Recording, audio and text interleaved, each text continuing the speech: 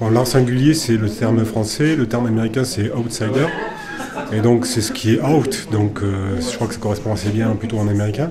C'est ce qui est out, donc c'est censé être ce qui est hors commerce, hors marché parallèle en fait. C'est-à-dire que ça ne correspond pas à un système où les artistes fonctionnent entre guillemets dans un business. Donc on met l'art brut aussi entre autres, c'est-à-dire tout ce qui est aliéné, handicapés qui produisent des œuvres, les autodidactes, des gens finalement qui n'ont pas forcément de formation spécifique, puis les gens des fois qui n'en ont rien à faire du tout.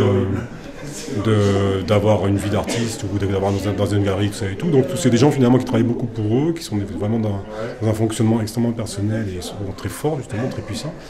Et donc ils sont singuliers par rapport au reste. Voilà. Donc c'est ni en opposition avec un mouvement ou quoi que ce soit, c'est juste qu'ils sont un peu décalés par rapport au fonctionnement normal du monde des galeries et tout ça et tout.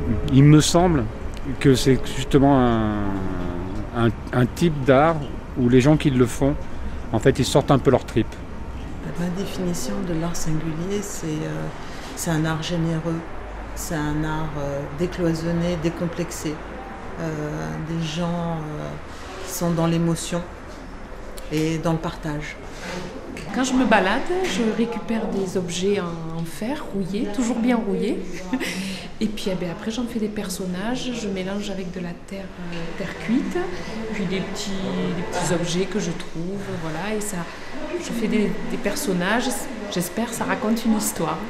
L'art singulier, pour moi c'est une famille.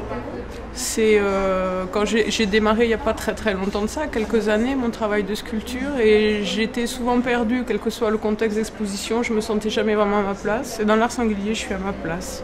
Donc c'est vraiment, il n'y a pas de frontières bien délimitées, mais il y a vraiment un esprit, des âmes fortes, des belles personnes, et vraiment, même si ce sont des travaux très différents les uns des autres, des univers, sont vraiment des personnalités.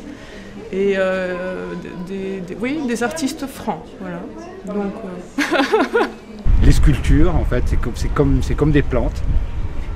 En tout cas, les miennes, elles poussent. Elles poussent, il faut les arroser. Donc j'ai un petit kit aussi où on peut, en étant singulièrement surpris, en n'oubliant pas qu'on est dans le cadre de l'art singulier, qu'on peut tout à fait avec du rêve et de la volonté faire croître tout ce qu'on veut. Donc au départ, on a la boîte vide, pas la boîte pleine. On ouvre la boîte. Et hop, la tête commence à germer. Deuxième étape, troisième étape, quatrième étape, cinquième étape. Voilà, c'est ma théorie de l'évolution. C'est là que j'aime bien pour l'instant. Allez, on est parti. Les tresses. C'est bon. Alors là, tu vois, il faudrait que tu appuies un peu plus. Appuie plus. Lève le nez. Voilà. Très bien. Bonjour Elena. Je l'adore. Un casque de drôle. Mais c'est qui fait? Là c'est Benjamin. Voilà. Là c'est Benjamin. Mets ta main. Là c'est bon. Mais arrête. Bah oui. Mais arrête. Ah mais arrête Milan. Allez, hop. À toi. Le monsieur la touche. Mets ta tête là, s'il te plaît. Appuie sur mon coude, voilà. Maintenant, je tourne la tête de l'autre côté. Voilà, on va faire comme ça.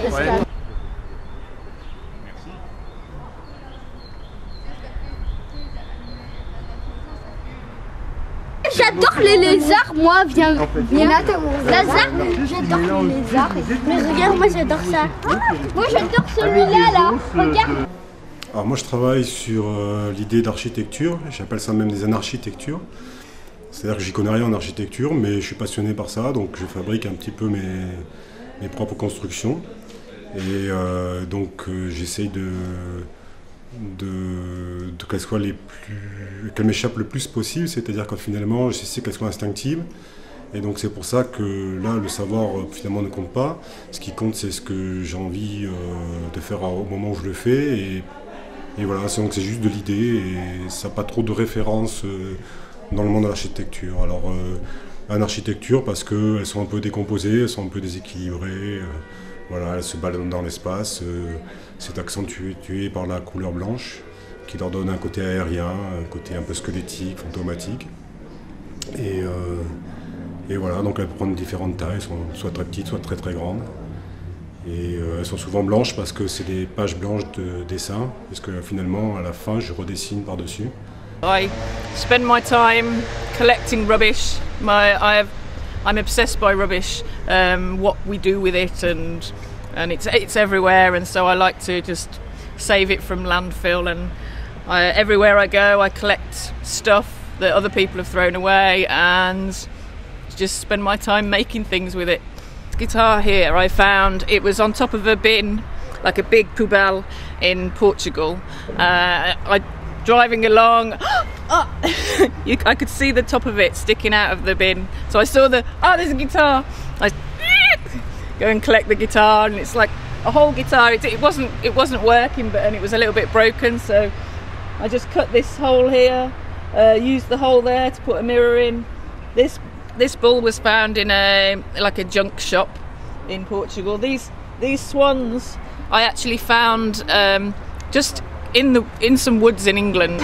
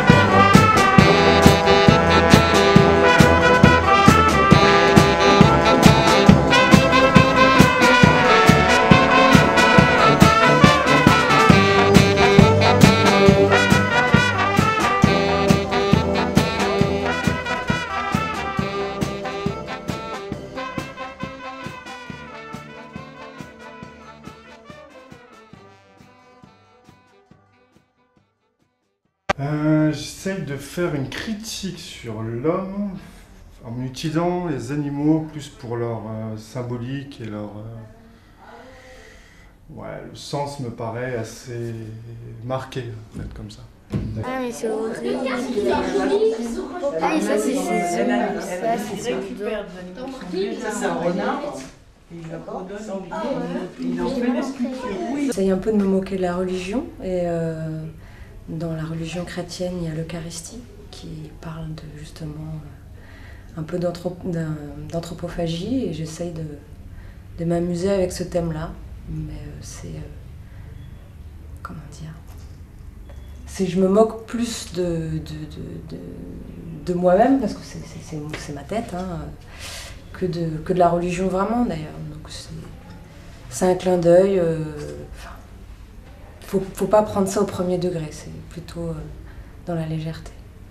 Ce qui m'inspire, je pourrais pas donner de nom. Je pourrais pas donner de nom, c'est vraiment... je sais pas encore ce qui m'inspire. Le fait de vendre son travail, c'est se donner aux autres.